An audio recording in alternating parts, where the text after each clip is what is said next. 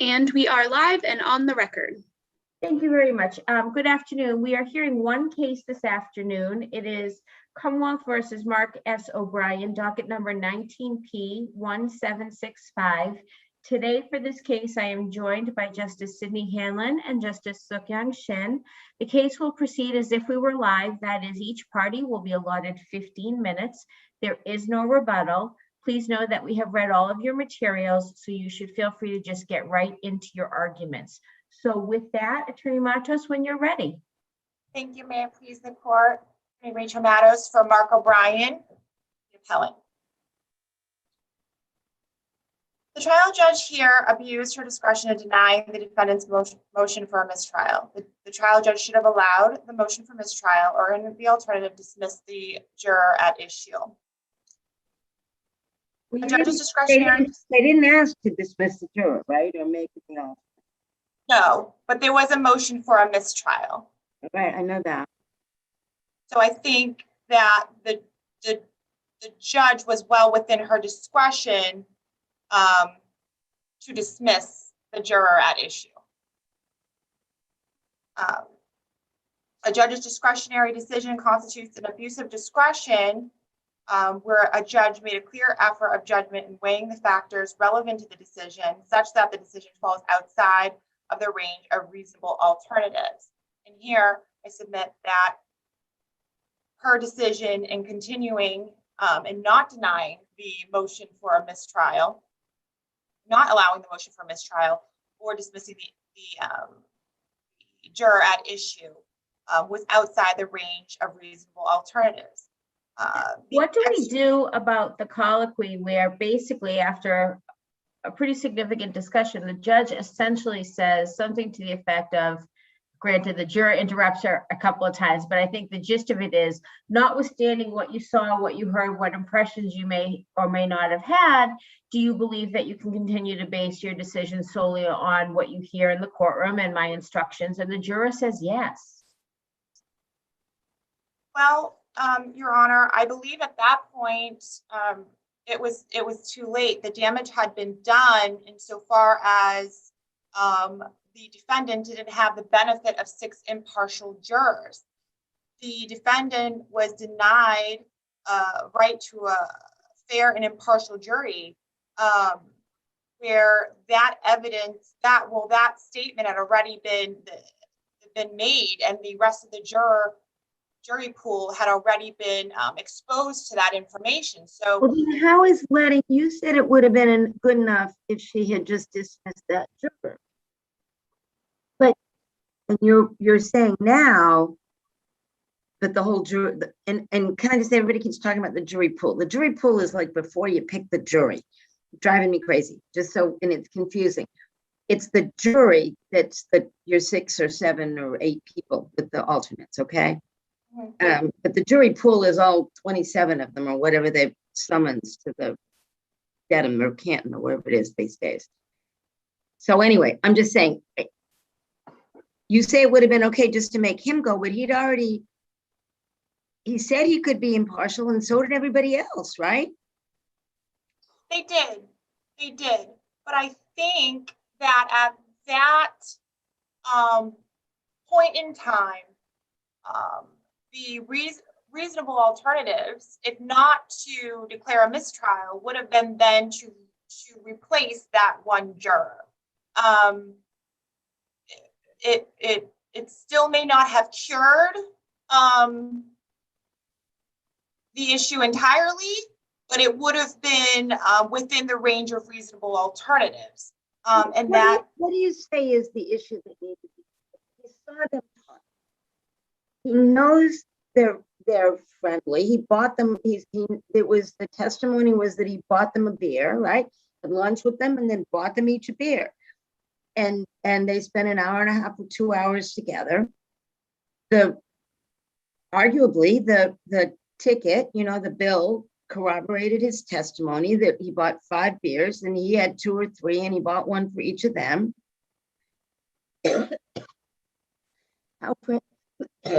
How prejudicial is that? Like, what's the harm? I mean, it'd be one thing if he said, I can't believe, way this is going, you know, and I know I was falling down dead drunk. I mean, there's nothing like that. Well, I think in juror number three's colloquy with the judge, that juror indicated that there were some, it felt like he said he felt like there were some inconsistencies in the testimony. So I think it was more than just the fact that they were friendly. No, I thought he said he thought that he was describing the officer's testimony. Maybe I read it wrong. But as I read it, he said, I heard the defendant describing the officer's testimony to the witness, and he said there'd been some inconsistencies in the morning. No, Right. Did I get that wrong? That's No, how I I think- read it. I think you have that correct, Justice. But I think that what is prejudicial here is here where juror says, just that I had seen them together at lunch, and that it, for me, raised the question about how you know the nature of the acquaintance. So it was concerning that they were discussing the testimony and what the nature of the acquaintance was, and that was before that witness had testified. So I think that it was prejudicial in that it was raising questions in the mind of this juror about the nature of the acquaintance. So that had some bearing on how he was viewing the case or the evidence thereafter. And I think that his indication in his colloquy with the judge, his indication of that is clear to me that affected his ability to impartially weigh the evidence. Do we have any cases that factually are similar to this? Well, there are cases that whereby the judge had removed I guess where a juror saw something at lunch or on the way into the courthouse and something outside of the trial, shared it with the other seated jurors, and then had this issue come up. Well, I'm not sure if there's anything exactly on, factually similar as to here, but in Commonwealth versus Camara, where the judge had questioned the juror who presented extraneous information, where the juror had Is the told one where they went on Google Maps or something? Or Googled something? I believe so, Judge. That Justice, that may have been where they were doing outside research. But here, this juror had told the judge that she had told other jurors, so that's similar to the case here, that she thought she knew that the defendant and the witness were friends, and she didn't say where that the defendant was a gang member in that case. And there, the defense counsel also moved for a mistrial. The judge had questioned whether there was a manifest necessity for a mistrial, and then began the colloquy of each deliberating juror. In that case, the individual disclosed that they had also heard some extraneous information, and in that case, the judge discharged that juror who had presented the extraneous information. So I think that is quite similar to not exactly the case here, but similar, where there was one juror who had extraneous information, the judge did the colloquy with that juror, and then had discharged the juror who had presented the extraneous information and substituted an alternate. So can I just back up? I think Justice Hanlon asked you this earlier, but I just want to understand, is your argument that there should have been a mistrial because of what this juror heard and observed, or because he heard and observed and shared with the rest of the seated jury? I think it's because he heard and observed and shared with So the it's rest both. of this. Correct. Okay, Correct. and then am I right that in this case, the jury four-person said that this juror did not go into any detail Is that, I just want to make sure I'm pulling the facts from the right case. That's my memory. In this case, the jury foreperson said that the juror number 3 had mentioned it to Yeah, the did not go entire into group. detail before it was, okay, yes, at 138, I see that. Yes. And then they brought it to the judge's attention, but that was after that juror had disclosed what he had observed at the lunch break. Tamara, as Attorney Monahan argues, a juror reported that another juror stated during deliberations that she knew the defendant, she thought the defendant did it, and that he was a member of a gang, and she was afraid to walk up the street. That's hard to compare to the facts of this case, don't you think? Yes, it's not exactly, on whereby there's obviously much more detail with what, and ostensibly that information is more prejudicial than here, but I think that the fact remains that what this juror number 3 had observed and told the judge in the colloquy was that it had some bearing on how, I believe that what they were indicating is that it had some bearing on how they wouldn't be able to view the evidence impartially. It had some effect on how he would view the evidence that he now had. There's sworn testimony to the contrary notwithstanding. I'm sorry, Justice, I couldn't hear the last. There's sworn testimony to the contrary notwithstanding, right? That is the fact that that the judge should have used her discretion to not accept what they testified, what they swore they could do. Correct, because of the disclosure that he made during the colloquy, that it had some bearing on how he was now viewing the testimony. He had some outside impressions. Okay, I'm sorry, I didn't mean to interrupt. No. Only that it seems to me, so it's before the witness testified, but once he hears, he said, so it seemed to me there may have been more an acquaintance than was otherwise indicated. Okay, but then he hears that they had lunch together and he bought him a beer, and I have to think about it some more, but arguably that's not a material difference, than what was actually described. It's not like it was a whole different thing than what I thought, or even a little different thing than what I thought. It sounds like the same thing. Well, I think if I'm understanding you right, Justice, I think it might have been a little bit more than what he thought, because it was the discussion of the police officer's testimony. So the way that I understand that is that he, and that there being some inconsistencies in the testimony, and they're talking about that at the lunch break, and this juror overhearing that, left an impression on him that made him less than an impartial juror, which is a problem, which would then, violate or make it so that he was deny him to the right to a fair and impartial jury. And I think that the trial judge was well within her discretion to either allow the motion for the mistrial at that point, or she could have utilized another reasonable alternative, which would have been. Where the trial judge makes the opposite determination and finds that the juror remains impartial, the cases suggest, such as Mees, which is cited in the Commonwealth's brief, suggests that there has to be some sort of solid evidence of distinct bias for us to overturn the judge's assessment on this question. So do you have any cases arising in the same procedural and factual posture? Because Camara was a case where the judge did, in fact, replace the juror.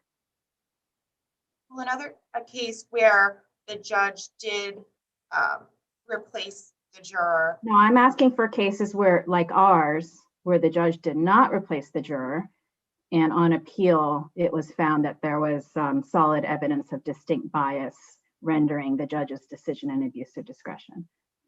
Do you have any cases like that? I don't have any cases like that, but what I can cite to is that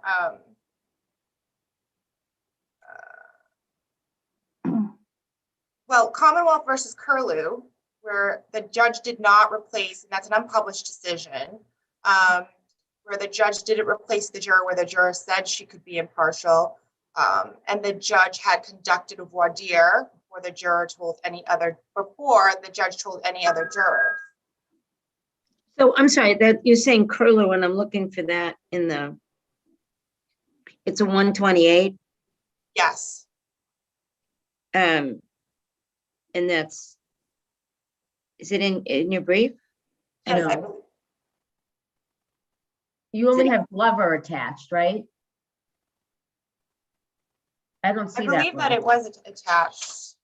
I don't see a cite to it even. I could be wrong. Right. I don't either. Can you spell the last name just to make sure? Sure, it's Curlew. No, I don't see it. We'll find it. What year? That is 2010. Yeah, it's not in the I table. don't see it either. Okay. And this is one, was the judge reversed or upheld?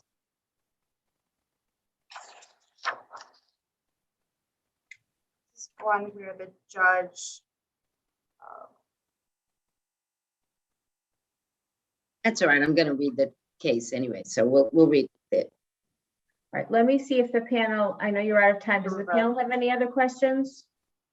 Okay, thank you very much. Attorney Monahan, if you take yourself off mute, and when you are ready, you may proceed. Thank you, Your Honor. May it please the court, Megan Monahan on behalf of the Commonwealth today. Where the trial judge followed the correct procedure when faced with a claim of extraneous influence, and she did not abuse her discretion in denying the defendant's motion for a mistrial, the defendant's conviction should be affirmed. When presented with the juror's note concerning the defendant speaking to a defense witness over lunch, the trial judge followed the correct procedures. She immediately consulted counsel. The trial judge conducted a careful individual voir dire of each juror. I'm going to ask you just to talk slower because I can't hear that fast, okay? Sorry, I apologize. It's all right. I'm always fast at the beginning. I used to be too, but if you take a deep breath, then I can hear what you're saying, please. Thank you. Each juror confirmed that they would disregard juror number 3's observation of the defendant and defense witness at lunch and would base their decision solely on the evidence presented in the courtroom. The judge then sent the jury back to deliberations with instructions to disregard juror number 3's observation, base their decision solely on the evidence presented in the courtroom, and not to discuss anything raised during their individual voir dire. This was all within the sound discretion of the trial judge.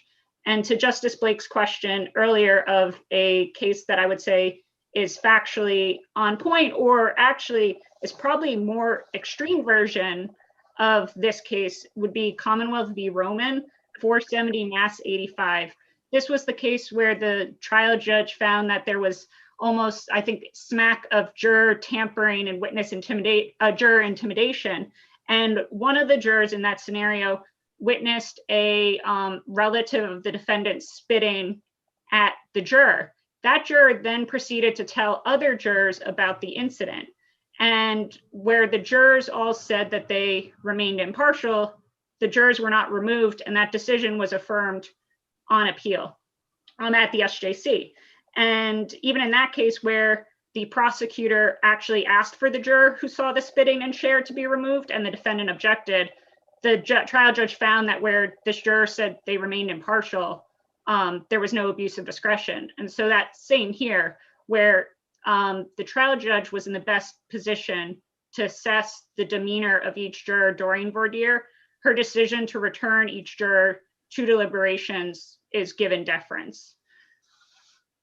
And to the extent that there's any question about juror number 3, juror number 3 throughout the voir dire was very candid with the court and said, well, you know, I just saw them having lunch. I actually didn't think it was a problem because I didn't hear the judge give them orders not to talk. They weren't, the sequester order that came in wasn't really obvious to the jurors. If you read the record, they just said, can the witnesses leave the room? And the juror number 3 repeatedly affirmed, I can disregard my observation. I can disregard any impressions that came about from my observation, I can follow your instructions.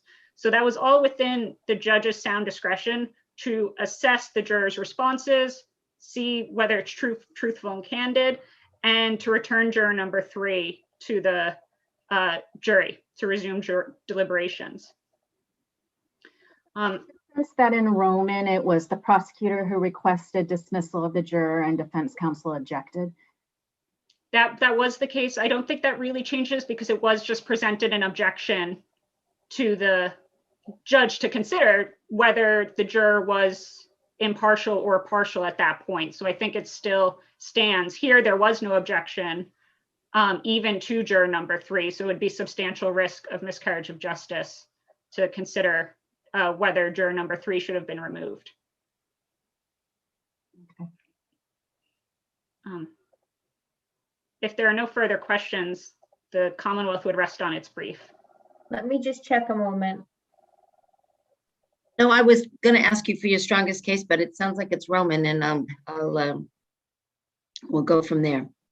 Yes, I would say that Roman, which is cited and discussed in the Commonwealth's brief quite a bit, so would be there. All right, I don't see any other questions. Justice Hanlon? No, I'm all set. Thank you. All right, thank you both very